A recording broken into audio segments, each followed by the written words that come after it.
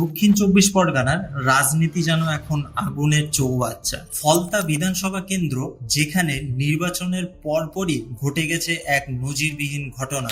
নির্বাচন কমিশন ঘোষণা করেছে গোটা ফলতা কেন্দ্রের ভোট বাতিল। হ্যাঁ, পুরো কেন্দ্রের ভোটার শূন্য বলে গণ্য। কারণ অভিযোগ উঠেছে ভোটে ব্যাপক অনিয়ম, অহিংসা আর বুথ দখলের চেষ্টা।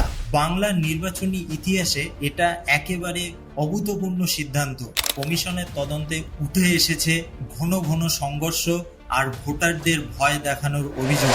এবার ফলতায় হবে পুনর্নির্বাচন, অর্থাৎ আবার নতুন করে ভোট, নতুন করে ফলাফল। প্রশ্ন একটাই, এই ভোটেই কি প্রকাশ পাবে জনতার প্রকৃত মত, নাকি আবারও ঘটবে নাটকের পর নাটক?